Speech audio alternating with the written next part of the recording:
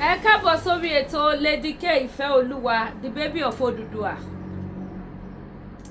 Nigerian government fẹ́ẹ̀lì nílé wọ́n tún fẹ́ẹ̀lì níta. Kí wá láǹfààní orógbó wọn? Kí láǹfààní Nigerian government? Kí láǹfààní àwọn olórí tani? Ẹ wo ìṣẹ̀lẹ̀ tó ń ṣẹlẹ̀ sí àwọn ọmọ Nàìjíríà ní South Africa. Ẹ wo nǹkan tí àwọn ọmọ Nàìjíríà là kọjá ní South Africa. Ẹ wo irú iná burúkú tó fi ń jó àwọn ọmọ Nàìjíríà ní South Africa lọ́wọ́lọ́wọ́ báyìí. Ṣó wá yẹ kí ìjọba Nàìjíríà tún lọ dákún ṣòro wọn ní South Africa? Wọ́n ní tẹ́ni Yorùbá tó bá bọ́mọ́ ṣe kò ní pa lákàrà.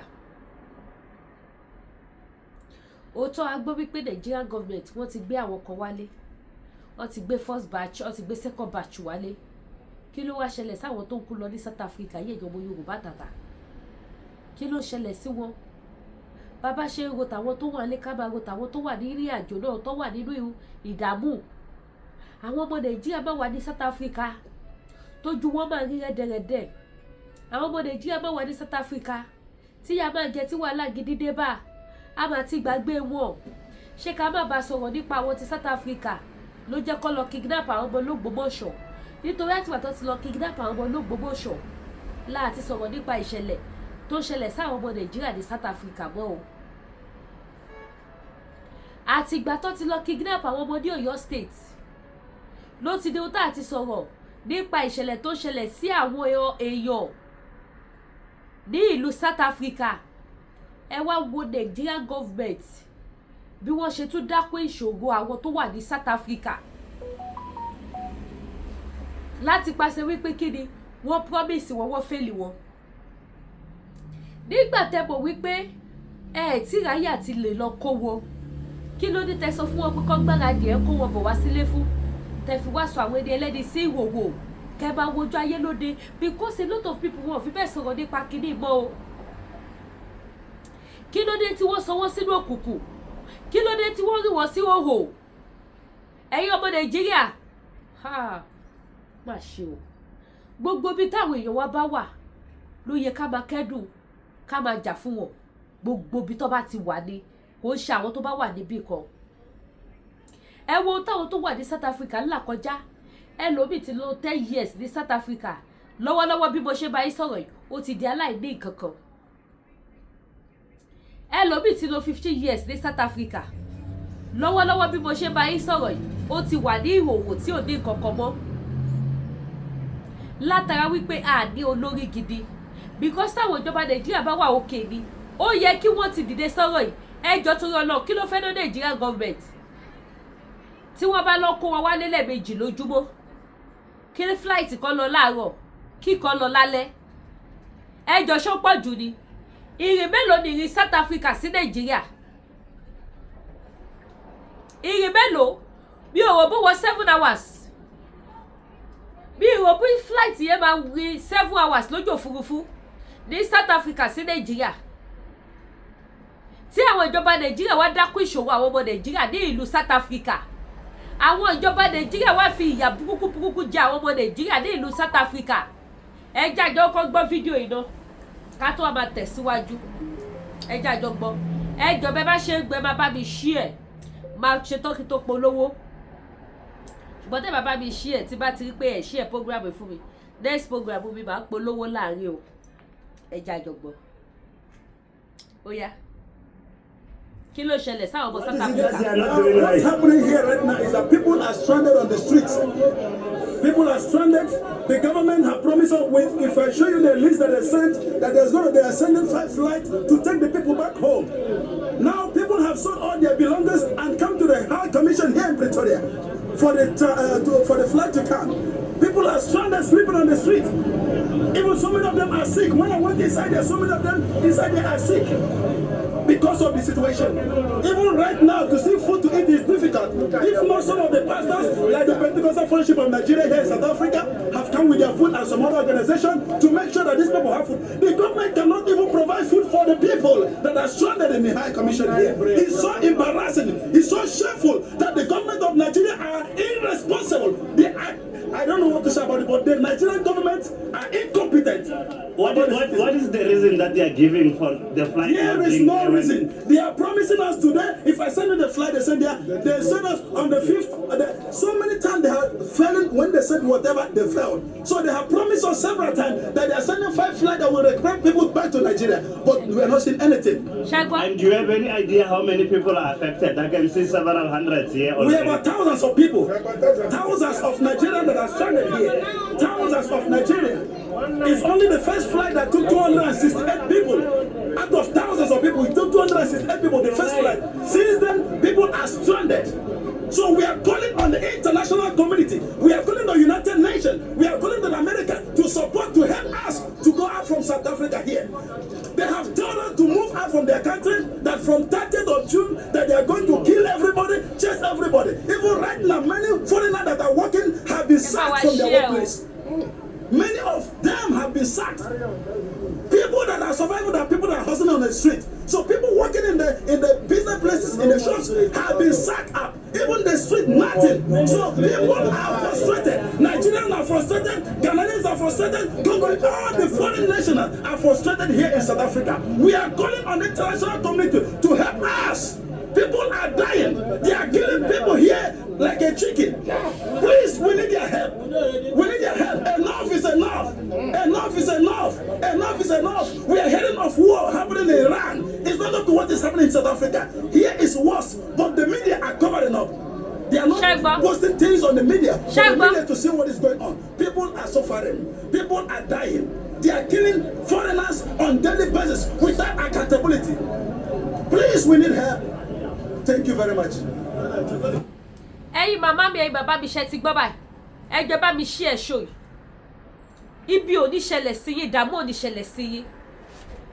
Nígbà tí ìjà South Africa ìbẹ̀rẹ̀, a lot of people ló gbọ́ sí. Ṣùgbọ́n nísìn, àwọn èèyàn ò gbọ́ nǹkan kan mọ́. Débi tó máa mọ̀ wípé wọ́n ń pa àwọn ọmọ Nàìjíríà ní ìpakúpa ní South Africa. Débi tó máa mọ̀ wípé inú ìnira làwọn ọmọ Nàìjíríà kan wà ní South Africa. Ìgbà tí kíní ṣẹ̀ṣẹ̀ bẹ̀rẹ̀, everybody, gbogbo newspaper, gbogbo media gbé. Kò ṣàṣẹ́nu mi létí gbọ́ nísìn pé wọ́n jẹ́ kí media gbé mọ́. Ẹ ṣàgbélẹ́nu àwọn tó wà níbẹ̀ ní South Africa. Ẹ gbọ́ iye thousands of ọmọ Nàìjíríà tó yẹ pé náà wọ́n ti rẹ́dì pé ó ti sún àwọn ọgọ́ wàhálà lẹ́ni wàhálà lọ́la àwọn lọlé. Pípa yìí ti pọ̀ jù, ilé ti yá. 1,900 people. Ṣebí iye àwọn tó lè kà nìyẹn. Nigerian government gbé plane lọ́wọ́ lọ kó àwọn 200 plus. Ẹ jọ̀ọ́, àwọn almost 1,006 tó kù kí ni kó ṣẹlẹ̀ sí wọn. Wọ́n dẹ̀ fún wọn di June 30. June 30 ọmọ Nigerians ní South Africa. Wọ́n fún wọn di June 30. June ti dé tán o. June 30 ó ti dé tán. Ó ti wọlé tán, kí ló fẹ́ ṣẹlẹ̀ sáwọn èèyàn wa níbẹ̀? Kí ni àdánwò tó dé bá ìjọba Nàìjíríà? Ogun ń jà ọmọ Nàìjíríà nínú ilé, ìjọba Nàìjíríà ò rí kankan ṣe sí. Ogun ń jà wọ́n lẹ́yìn odi, ìjọba Nàìjíríà ò ṣùgbà wọn. Kí wọ́n yàbò wọn, kí wọ́n protect citizen wọn. Tó bá jẹ́ citizens of another country ló wọlé sínú Nàìjíríà yẹn tí kankan ṣẹlẹ̀ sí, wọ́n á ní kó lọ gbé wá. Ẹ wo gbogbo àwọn ọmọ Morocco, àwọn ọmọ kí ló country burúkú náà tó ti jẹ́ mọ́ èyí tí wọ́n dákú. Mexico tí wọ́n wà nínú Nàìjíríà tí wọ́n ṣiṣẹ́ bí, tí wọ́n mú tí wọ́n wà into drugs. Àwọn olórí wọn máa ń request fún wọn pé kó máa gbé wọn bọ̀ kó wá face sequence ní country wọn. Ẹ wo nǹkan tó fi mú wọn pé for them to go to another country láti lọ borúkọ lú àwọn jẹ́sọ̀ kó máa bọ̀ wá kó wá face panel wọn lọ. Which is like wọ́n ní panel kankan tó lọ face o. Wọ́n fa ìdí àgbà wọn lẹ́nu ikú ni o. Wọ́n fa ìdí àgbà wọn ní ọgbà ẹ̀wọ̀n oní ẹ̀fọn ni o. Kẹ́fọn máa jẹ wọn o, kébi máa pa wọn, kó máa jẹ́ wa kò jiná o. Ó pè wọn kó jù wọn sẹ́wọ̀n nílùú wọn, kó máa tún sanwó oṣù fún wọn, kó máa fún wọn lóúnjẹ tó wù wọ́n jẹ lásìkò. Ju kí wọ́n wà nínú Nàìjíríà, ìlú ẹ̀fọn, ìlú ẹlẹ́wọ̀n ẹ̀wà kò jiná. Kẹwàá ayé Nigerian government. Ẹ ṣèlérí fún àwọn people yìí. Àwọn ẹlòmíì wà ní South Africa yẹn. Bí gbogbo rògbòdìyàn yẹn ṣe ṣẹlẹ̀ lọ́tùn lósì. wọ́n sì gbìyànjú, wọ́n sì mú mọ́ra, wọ́n sì tiraka, wọ́n endure. Ṣùgbọ́n kété tí ìjọba Nàìjíríà tí wọ́n declare pé okay, a máa wá kó yẹ pípí ara yóò yá, ẹ máa lọ síbi báyìí. Lẹ́lòmíì tí wọ́n pé wọ́n máa jẹ́ wá kó síbi báyìí járe. Lẹ́lòmíì ta gbogbo nǹkan tó ní. Wípé ìwọ̀nba owó tó kù tó wọ́n bá nǹkan tó wù táì. Òun á lọ fowó ẹ̀ wá business mi ṣe tóun bá dé Nàìjíríà.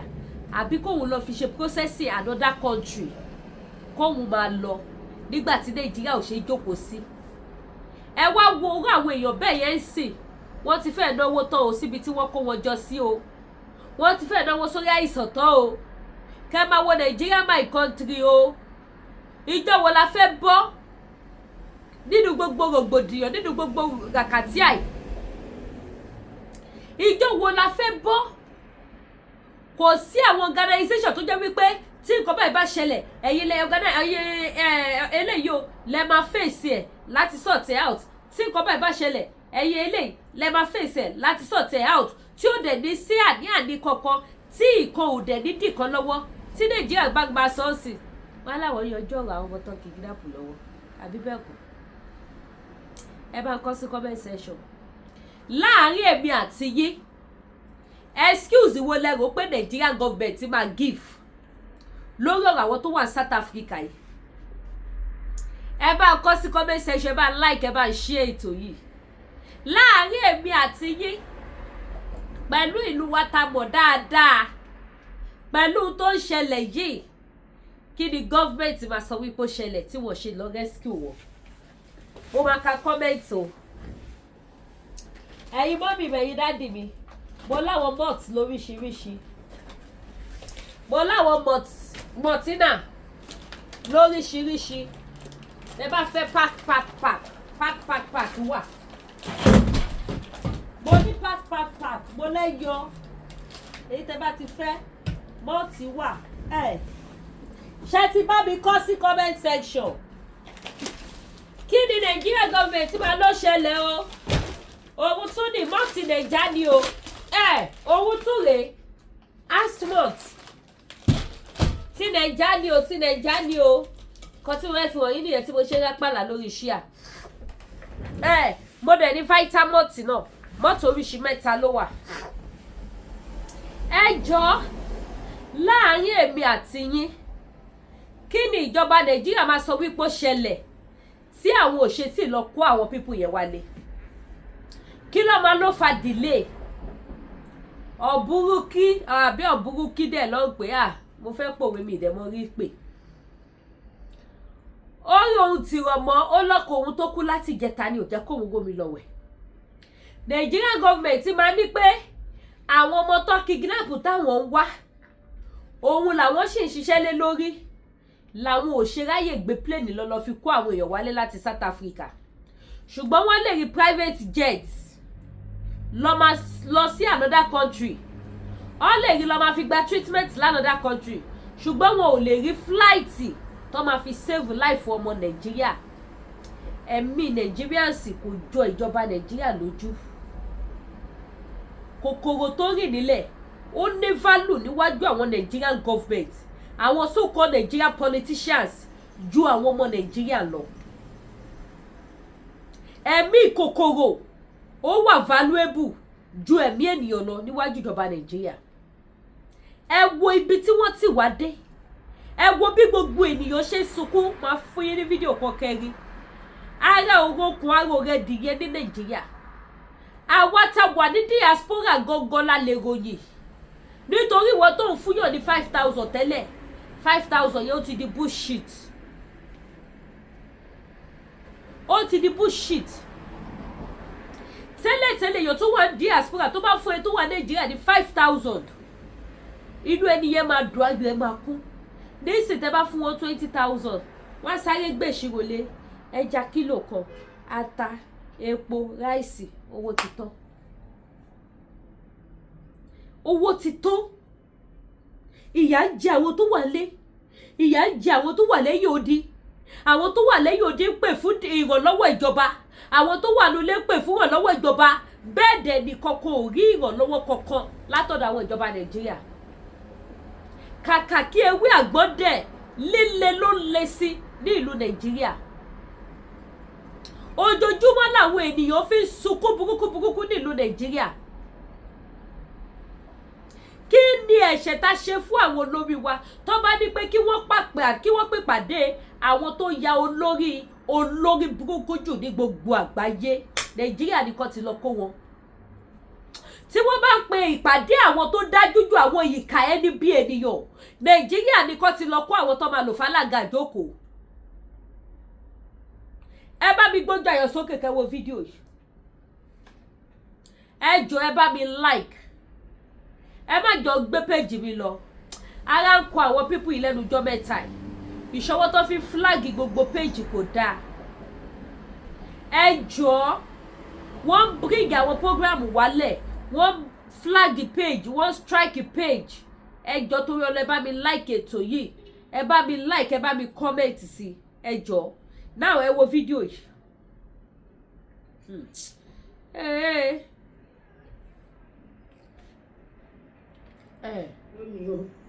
Ẹ̀wà tó tún lẹ́sìn ní gbogbo oúnjẹ tá a tún rí jẹ.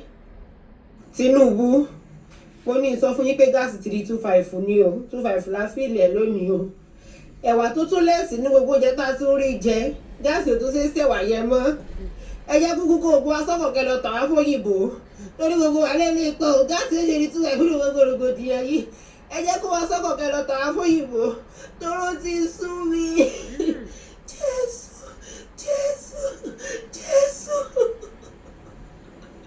Tinubu.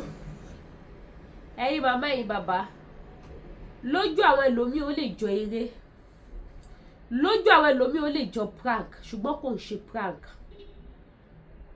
Èèyàn tó bá ní ẹbí sílùú Nàìjíríà tó ń ṣe ọwọ́ kúdúrú sí wọn á mọ̀ wípé kì í ṣe prank ní nǹkan tẹ́ wò yìí. Á mọ̀ pé nǹkan tí àwọn èèyàn ń là kọjá, omijé làwọn èèyàn fi sùn láàárọ̀. Omijé ló fi sùn lálẹ́, ló fi jí láàárọ̀ nílùú Nàìjíríà. Tí wọ́n bá máa sùn lálẹ́, wọ́n á ronú pé Olúwa, ilé ọlá tó máa mọ̀ ìbáwo ló ṣe fẹ́ jẹ́. Wọ́n á bẹ̀rẹ̀ sí ní gbàdúrà kíkọ́ Olúwa máa ṣàánú mi, máa rán àlàánú sí mi. Ojúmọ́ tó ń lọ mọ́ yìí, ojúmọ́ owó mà ní kó jẹ́, ojúmọ́ ayọ̀ mà ní kó jẹ́. Tí n bá parọ́ ẹ bá mi kọ sí comment section. Kí Tinubu tó débẹ̀ ló là ń fìlì 1 kg of gas.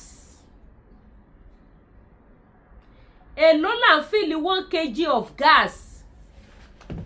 Èló ni 1 kg ní sí 2,500.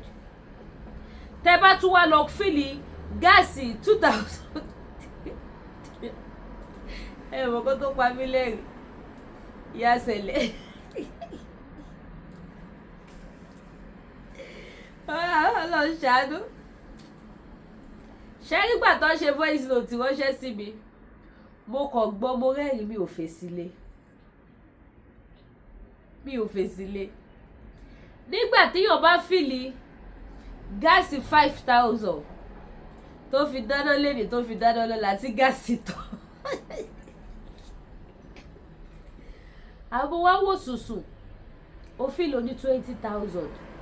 Ọ̀sẹ̀ kan ní 20,000 tí wọ́n gbó. Ó dẹ̀ lójú nǹkan tó lè ṣe. Within that 1 week, tí gáàsì 20,000 tó máa fi tó ẹ lò, àfiwọ́ tó bá ń ṣe lérò. Kẹ́ wo bí tí Nàìjíríà dé. Ìgbádùn wo ni àwọn ọmọ Nàìjíríà, làwọn ọmọ Nàìjíríà lákọ̀ lè tọ́ka sí seconds parí lára ìjọba. Àtàwọn tó ti jẹ́rí àtàwọn tó wà bẹ́ẹ̀ sí. Kí ló wá fa gbogbo problem tó fi wá di wípé a gbádùn àwọn ará bí? Torí gbogbo wa kóra wa pọ̀ sí Nàìjíríà ni. Òun ló ṣe máa ń sọ wípé àkópọ̀ ló máa ń fa lórí. Àkópọ̀ ló fa gbogbo eléyìí. Tí gbogbo wa ò bá kórí wa jọ sínú Nàìjíríà ni, a lè débi tá dé yìí o. Ohun tó ṣe wá yóò lè ṣẹlẹ̀ sí wa o. Gbogbo ohun tó yẹ kó mú fi ṣọ̀rọ̀, kó mú fi ṣọlá nílùú Nàìjíríà, àwọn wa góòdì ti wà tán. Ọmọ Yorùbá, tí ẹ bá mọ bí wọ́n ṣe ń wa gold nínú àwọn igbó wọ̀nyẹn, wọ́n wá gold nílé Ifẹ̀, wọ́n wà lọ́yọ̀ state, wọ́n wà lábẹ́òkúta, gbogbo gold tó wà lọ́yọ̀ state tó wà nílé Ifẹ̀ tó wà lábẹ́òkúta, ẹbí mi wípé development wo ló fi ṣe sílùú, kí ni wọ́n fi develop sílùú. Láàárín èmi àtẹ̀yẹ tẹ̀ ń wò mí, ìjóyọ lára wa wípé wọ́n wá gold ní ilẹ̀ wa, ìjóyọ lára wa pé wọ́n wá gold ní ìlú wa, ṣóyọ lára wa. Àwọn pípù ìdẹ ìṣe kìíní wọ́n dẹ̀ lọ invest sókè òkun. Ẹ má jẹ́ àparọ́ tọra wa níbi tá a bá dé, ẹ jẹ́ ká bára wa sòótọ́ ọ̀rọ̀. Ṣàṣà lọ́ba tí ò ní iléeṣẹ́ kílé jẹ sókè òkun, ṣàṣà ni kò kọ́ mọ̀. Ṣàṣà ni gọ́vùnà tí ò ní iléeṣẹ́ sókè òkun. Stéètì míì wà tó jẹ́ wípé gọ́vùnà stéètì yẹn pẹ̀lú àwọn tó jọ wá gòdì bẹ̀yẹ wọ́n jọ ń ṣiṣẹ́ yẹn pàṣípàṣì tí gọ́vùnà yóò dẹ̀ pariwo síta tó mẹ́lẹ̀ bíi pé owó tí ẹ̀rí gbọ́ wípé ibì kan wà tán tí wá gòdì. Òun gan ló tún fún wọn ní security bẹ́ẹ̀. Gbogbo kámẹ́rà tó yẹ kó lò sí gbogbo ìlú láti lè máa fi dáàbò bo gbogbo ìlú, láti lè máa fi mọ nǹkan tó bá fẹ́ ṣẹlẹ̀ sí gbogbo ará ìlú, àwọn ọbẹ̀ lọ́lọ́ kó sí. Wọ́n dẹ̀ ń wo àwọn kinní ìjáde left right lójú méjèèjì ọmọ Yorùbá tàtà. Ẹ jí ẹ má sùn, Nàìjíríà ti lọ. Nàìjíríà ti lọ. Mo rántí dáadáa ní àwọn àsìkò kan 600 naira 600 àbí 300 naira òun ni 12 kg gas. Òun ni 12 kg gas. Ẹ wá wo lọ́jọ́ tòní. Bàbá Jagaba within 3 years ẹ wo iye tí wọ́n gbé packaging gáàsì lọ. Ẹ wo iye tí per litre petrol wọ̀. Nígbà tí bàbá dẹ̀ máa sọ, bàbá ní ibi tí Buhari parí iṣẹ́ sí làwọn ti bẹ̀rẹ̀, tó túmọ̀ sí wípé tí a bá ṣe báyìí báyé nígbà tíjọba Tinubu iná tí gbogbo ẹ bá wọ́n, tí bàbá Tinubu bá lo second term wọn tí wọ́n fi petrol lẹ̀ sí 1,500 naira per litre, next president máa gbé láti ibẹ̀ yẹn náà tún gbówó lé. A níbi tí bàbá Tinubu bá ṣẹ́ dé lóun ti bẹ̀rẹ̀. Bí gbogbo wọn ṣe máa ń sọ nìyẹn, wọ́n á níbi téèyàn kan ti ibi tó bá dé, wọ́n á níbẹ̀ làwọn ti bẹ̀rẹ̀. Ṣé èmi ni mo wá fẹ́ já wọn níyàn pé kò sí mú kò rí bẹ́ẹ̀, àbí ẹ̀yin lẹ fẹ́ já wọn níyàn pé kò rí bẹ́ẹ̀? Ṣé bá wọn wọlé ni? Ṣé mọ ohun tó wà nínú ìwé? Ṣebí ohun tá à ń rí lórí social media là ń sọ. Ṣebí ohun tá à ń rí lórí social media là ń sọ. Ìdí nìta fi sọ wípé jẹ́ ká tún ìpìlẹ̀ tó ti bàjẹ́ ìṣe ká lè bọ́ nínú ìgbèkùn. Gbórí olórin yẹn ni ó ní àṣẹnú ìgbèkùn ni mo wà nígbà yẹn, mi ò tètè mọ̀. Àṣẹnú inú ìgbèkùn la wà nínú Nàìjíríà. Tí a bá gba Yorùbá nation tí oníkálukú ló ń lu ẹ̀ orí yẹ ẹ̀ mọ̀ pàwá ló bá wí. Ìgbà yẹn la máa mọ̀ pé inú ìgbèkùn burúkú òun lọ̀tá wa wà. Kí ló mọ̀ wọn bá àti ìjòyè tí wọn ò fẹ́ kí Yorùbá nation dúró? Ṣebí nítorí wọ́n jáyé wa máyé wọ́n lo ògo wa mọ́ ògo ni. Gbogbo tó ń ṣẹlẹ̀ sí wa yìí, ọba mélòó lè rí tó bọ́ síta tó wá pariwo pé kílò tọ́kì ti di 12,000. Ìjòyè mélòó lè rí tó bọ́ síta tó wá bá wa pariwo wípé wọ́n ti ta kóté o, wọ́n ti ta ní 10,000 naira kílò. Ẹ bá mi kọ́ síbẹ̀, ẹ bá mi kọ́ síbẹ̀, ẹ má bínú bí ẹni ẹ fẹ́ ra jà ní. Ẹ má bínú. Mélòó nínú wọn ló bọ́ síta tó wá pariwo bí èmi àti yín ṣe ń pariwo, bí àwọn èèyàn wa tó wà nílé bí wọ́n ṣe ń pariwo? Ẹbí títí wọn mélòó lẹ́rí lórí social media tó wá fẹ̀ fún? Ẹbí wọn mélòó lẹ́rí tó wá complain pé wàhálà ipò eléyìí ò dá báyìí, ẹ ṣàánú, ẹ̀yin màmá mi ẹ wá ra lọ́ìlì, ẹ wo gbogbo ẹ̀yin tí pàlàpàlà yìí ti dúdú, pàlàpàlà ti dúdú, pàlàpàlà ti dúdú, pàlàpàlà ti dúdú, ń tẹ́ máa lò sí lélẹ̀. Òun ni ṣàríà yìí tẹ́ wò lọ́wọ́ mi, gbogbo ẹ̀yin tí pàlàpàlà yìí bíbà tó ti dúdú, àbí abíyá yín ó dúdú, ń tẹ́ máa lò sí rẹ̀. Ọ́ìlì ajẹ́bíidán ó gbásíkì, ó mú yes. Ó mú yes. Ẹ dẹ̀ lè fi pa gbogbo ara náà, ẹ lè fi pa bọ́dì yín bó ṣe wà. Ẹ wò dáadáa, ẹ lọ ṣèwádìí ẹ̀. tí ó bá confirm mi ní sọ fún yín pé kẹ́ ṣe kí ni kẹ́ screenshot ẹ̀ kẹ́ lọ confirm ẹ̀ wò tí Lady K bá parọ́ fún yín gbogbo pàlàpàlà ayé tó dúdú ẹ ti mọ pàlàpàlà tí mò ń sọ gbogbo pàlàpàlà ayé tó dúdú gbogbo abí ayé tó dúdú gbogbo skin yín tó yẹ pé tẹ́lómi bá bọ́ṣọ ibìkan pupa ibìkan dúdú ẹ wò ẹ má làágùn jìnnà ẹ ṣáà máa lò you can use it for your face ẹ máa fi pa gbogbo ẹ lọ sísàlẹ̀ kẹ́ wá wo bí skin yẹn kábíyèsí o bó ṣe máa rí kẹ́ wá wo bí skin yín ṣe máa rí but you have to use it 2 times daily torí ẹlòmíà ní àmì ìráyè máa para lẹ́ẹ̀mejì lójúmọ́ ẹ lò ó bólógùn ṣe sà ẹ lò ó lẹ́ẹ̀mejì lójúmọ́ fún 5 days kẹ́ wá padà wá ròyìn fún mi kẹ́ padà wá ròyìn fún mi kẹ́ gbá mi láago pé ẹ lọ́lẹ̀ díkẹ́ àbí kẹ́ tiẹ̀ ṣe kiri kẹ́ wá járọ̀ mi lórí social media tí bá ti ṣe láìfù ẹ mọ̀ pé wàá gbójú táyé nìyẹn mi nímọ̀ pé o tẹ fẹ́ sọ nìyẹn èmi akọ̀gbé ẹ káàbọ̀ sórí ètò ẹ kọ́ ni ó jàre Lady K kú iṣẹ́ o kírìmù tó ta fún mi kò ṣiṣẹ́ o bó ṣe rí rè kẹ́ lè mọ̀ pé mo mọ ohun tí mò ń tà òun mo ṣe fún yín ní go ahead confam ní ọ́ìlì eléyìí gbogbo èyí tẹ ní aláwọ̀ kàlákìmì tẹ lóríṣiríṣi nǹkan ní skin yín ẹ wá lo ọ́ìlì yìí ẹ̀yin mọ́mì mi ẹ̀yin dádì mi tí ẹ bá lówó ẹ ní mọ bó ṣe rí bẹ́ẹ̀ ni mo sọ fún yín tí ẹ bá lówó ẹ ní mọ bó ṣe rí ẹ try ẹ wò kẹ́ wá rí bó ṣe rí eléyìí ò ṣe cream tó máa sọ fún yín tó yẹ pé gbàtẹ́ bá fẹ́ lò tán lẹ máa rí lẹ̀ ní ríṣẹ́ lẹ máa pẹ́ ní tó tẹ ló máa ní ẹyọ kan ò lè tó ẹ lè lo ẹyọ kan yìí tán ẹ lè lò tán bódẹ̀ tún ṣe wà yìí ẹ lè fi mix cream yín ẹ lè fi mix cream yín tó bá wù yín ó máa ṣe iṣẹ́ dáadáa fún yín but ẹ make sure pé cream tẹ fẹ́ lò fi mix ó jẹ́ cream tó wà òkè dáadáa tí kì í ṣe àwọn pàrùpàrù fake cream o kẹ́ fi mix ẹ kẹ́ wo kọ́lọ̀ tó máa gbé jáde fún yín gbogbo ẹ̀yin tẹ́yìn ìtọ́ yín ti gbóra wọn báyìí tẹ́ bá rìn tí gbogbo ẹ ti wá dúdú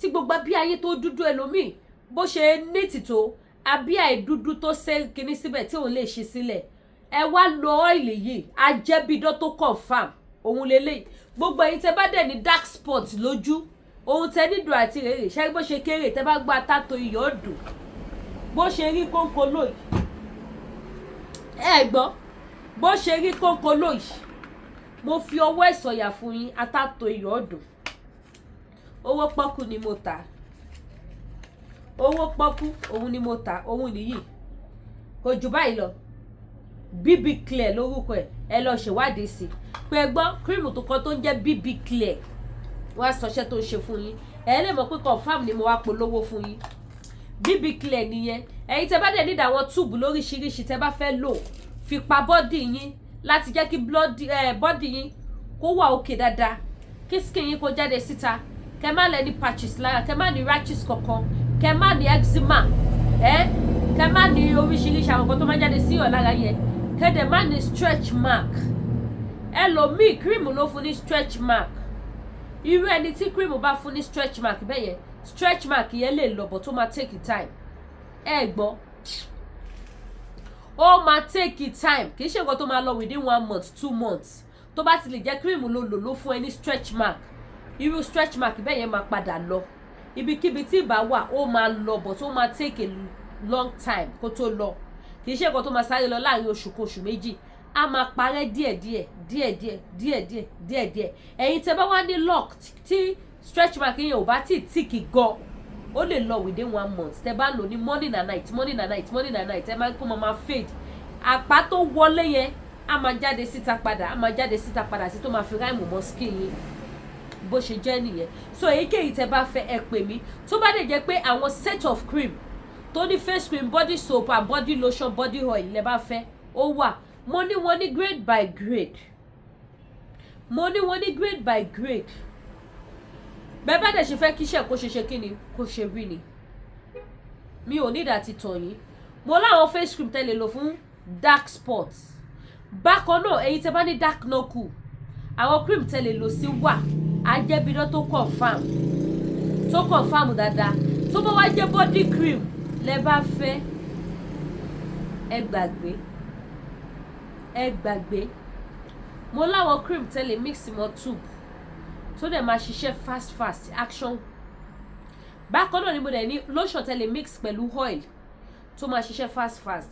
Mo dẹ̀ ní àwọn oil lásán tẹ́lẹ̀ lò lálẹ́ nìkan lẹ́ máa lò. Ẹ wá rí bí ara yín yẹn ṣe máa jáde síta. Èyí tẹ́ bá ti fẹ́ pè mí, ẹ má fi skin tèmi judge o. Ẹ má fi judge o because ẹlòmíà ni ẹni tó ta cream tí ò pupa, ẹ má fi skin tèmi judge. Nǹkan tẹ́yin fẹ́ ni kẹ́yin sọ fún mi, kẹ́yin wá wò bóyá ẹni bá bẹ́ẹ̀. Ẹ máa bá bẹ́ẹ̀ but ẹ make sure wípé morning and night lẹ́ lò. Ẹ má fi gap sí kó lè tètè pick kó lè ṣiṣẹ́ lára yín. So bó ṣe jẹ́ nìyẹn. Tó bá dé jẹ́ pé àwọn nǹkan àdúrà ló ń gba agbára kọ́ o. Ṣé mọ̀ pé ogun Boko Haram òun là ń pariwo láti Josh. Ogun abẹ́lé spiritual problem tó bẹ́ẹ̀ lómi ìfà, spiritual power tó ń bẹ́ẹ̀ lómi ìfà, ó ju ogun Boko Haram lọ because àti àwọn Boko Haram ń ṣe àti bó ṣe operate but spiritual power èèyàn mọ bó ṣe operate ó dìgbà tí èèyàn bá kọ́ dédé pé nǹkan kọ́kọ́ ṣẹlẹ̀ kọ́ lọ́ má yẹ kíbi kó ṣẹlẹ̀ sí wa. So gbẹ̀yìn tẹ́ bá nídìí àwọn nǹkan èlò àdúrà ó wà lẹ̀. Àwọn pef tí mo ní mo fẹ́ tà kódà mo ti lọ gbé tó kù pamọ́ because àwọn tí mo expect láti ta àwọn pef yẹn gan fún gan wọn ò tí contact mi. Àwọn tí mi ò expect ni wọ́n ń rà. So ìtókù mo ti ra lọ gbé pamọ́ sínú kinní because mo láwọn customer kan náà tó máa ń wọ ṣọ́ọ̀bù ara spiritual something lọ́wọ́ mi àtọ́ bá dẹ̀ rí wọ́n lè. So ẹ̀yin tí ẹ bá nídìí lọ́fíńdà àánú ni àánú ìbùkún kò ṣiṣẹ́ fún ìṣẹ́gun o. Àánú ojúrere àti ìbùkún lórí business yín ni, lórí gbogbo nǹkan tẹ́ bá dáwọ́lé, lórí iṣẹ́ yín ni ó wà available.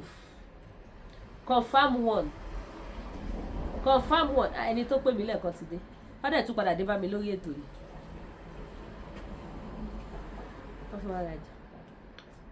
So confirm one èyí tẹ́ bá ti fẹ́ ẹ gbá mi ní aago mo wà available. Ẹ̀yin tẹ́ bá wà l'Amẹ́ríkà tẹ́ bá rajà ẹ fún mi few minutes ẹ jẹ́ sáré hand up abẹ́ ẹ̀kọ́ jù. Ẹ̀yin tí ẹ bá wà l'Amẹ́ríkà tẹ́ bá rajà ẹ ní sanwó shipping ọ̀fẹ́ nígbàlà ọ̀fẹ́ ló bá dé. Ṣùgbọ́n ẹ̀yin tẹ́ bá wà láwọn other country ẹ máa sanwó shipping o, kò bọ́fẹ́ dé o, ẹ máa sanwó shipping. So ẹni tí tẹ́ bá ti fẹ́ ẹ kàn sí mi ẹ gbá mi láago mo wà available. Kò dẹ̀ sí country tí mi ò kí ń ship ọjà mi sí. Anything bàbá yín ship ẹ ṣé gan mo dúpẹ́. Ẹ má gbàgbé láti bá mi subscribe, ẹ bá mi like, kẹ́dẹ̀ bá mi share. Opinion titi yín lórí gbogbo rògbòdìyàn orílẹ̀-èdè Nàìjíríà ẹ bá mi ṣe kíni ẹ bá mi kọ sí comment section. Ire o.